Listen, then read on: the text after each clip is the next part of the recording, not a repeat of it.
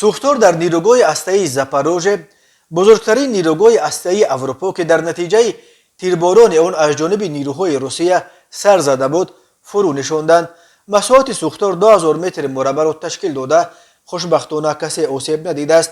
مقامات اوکراین حمله به نیروگاه هسته‌ای را تهدید به امنیت جهانی نامیده گفت که اگر این نیروگاه میترکید جهان شاهد فلاکت به مراتب بزرگتر از صدمه سال 1986 در نیروگاه هسته‌ای چرنوبیل میشد. نیروگاه چرنوبیل را نیروهای روسیه هنوز در روز دوم حملهشان به اوکراین تصرف کردند. دفتر سروزیر بریتانیا کبیر گفت لندن در رابطه با تیرباران نیروگاه هسته‌ای زاپاروژه به طور اضطراری جلسه شورای امنیت سازمان ملل را دعوت میکند. عملهای بی‌عقلانه پرزیدنت پوتین حالا به طور مستقیم به امنیت تمام اروپا تهدید میکند. گفته میشود در اظهارات دفتر بوریس جانسون خدمات دولتی سوختار نشانی اوکراین خبر داد که سوختار در نیروگاه هسته‌ای زاپاروژه را در مساحت 2000 متر مربع فرو نشاندند.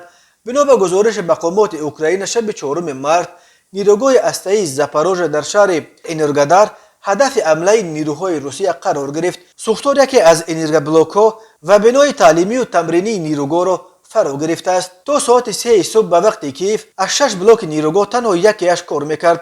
این نیروگاه تقریبا نصف نیروی برق اوکراین را تامین میکند. سخنگوی نیروگاه اندری توز گفت خطر واقعی هسته‌ای در بزرگترین نیروگاه هسته‌ای اروپا وجود دارد.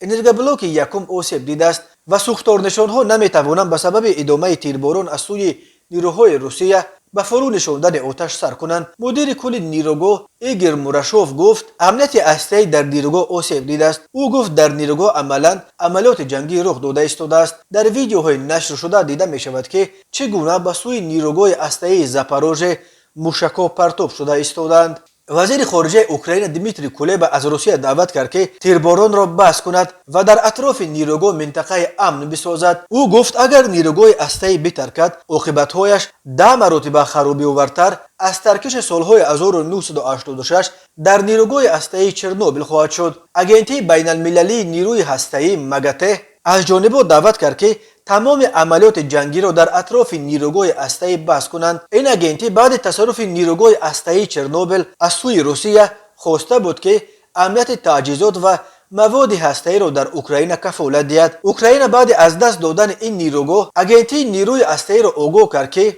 دیگر عهده‌داری‌های خود را اجرا کردن نمیتواند. دفتر سروزیر بریتانیا کبیر گفت بوریس جانسون با پرزیدنت اوکراین صحبت کرده است. زلنسکی پیرامون حمله به نیروگاه هسته‌ای زاپاروژه همچنین با پرزیدنت آمریکا، فرانسه، پولشا و صدر اعظم آلمان صحبت کرده است. کاخ سفید گفت جو بایدن این موضوع را با معاون وزیر امنیت هسته‌ای آمریکا جیل هوربی نیز مطرح کرده است. نیروهای روسیه هنوز در روز دوم حملهشان به اوکراین نیروگاه هسته‌ای چرنوبیل را اشغال کردند. آنها برای تصرف نیروگاه هسته‌ای زاپاروژه هم تلاش کردند ولی ساکنان انرگادار با ساختن سپر زنده مانع حرکت نیروهای روسیه شدند.